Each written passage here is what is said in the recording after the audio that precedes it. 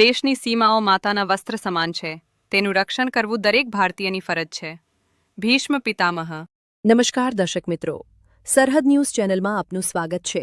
હું અનિતા ગોસ્વામી.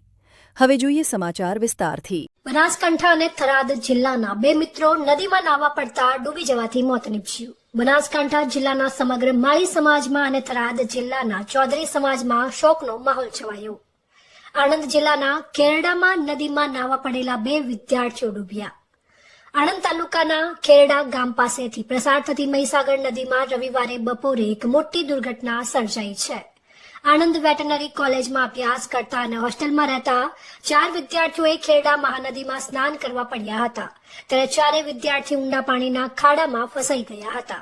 જોકે 2 વિદ્યાર્થીઓ ગમે રીતે બહાર નીકળવામાં સફળ થયા હતા, જ્યારે 2 વિદ્યાર્થીઓ ડૂબી જવા પામ્યા હતા.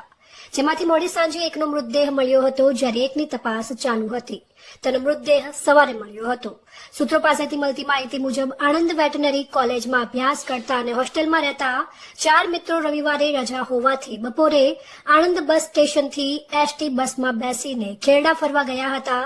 4 મિત્રો નદીમાં સ્નાન કરવા પડ્યા હતા, જેમાં હિતેશ ચૌધરી ઉંમર 21 વર્ષ અને સાગર માળી ઉંમર 20 વર્ષ ડીસા તાલુકાના શેરપુરા ગામનો વતની આગળ ખેંચાઈ જતા ઊંડા ખાડામાં ડૂબી ગયા હતા. જેથી મિત્રોએ બૂમાબૂમ કરતા કેટલાક લોકો દોડી આવ્યા હતા અને બંને શોધવાનો પ્રયાસ કર્યો હતો, પરંતુ સફળ ન થતા આખરે આણંદ ફાયર બ્રિગેડને જાણ કરતા ટીમ દોડી આવી હતી અને સ્થાનિક તરવૈયાની મદદથી નદીમાં તપાસ કરતા બંનેના મૃતદેહ મળી આવ્યા હતા. જ્યારે આ અંગે ખંભળોજ પોલીસે ગુનો દાખલ કરી તપાસ હાથ ધરી છે. હાલમાં બંને મૃતક યુવાનોના શબને પીએમ માટે સારસા સિવિલ હોસ્પિટલ ખાતે ખસેડવામાં આવ્યા હતા.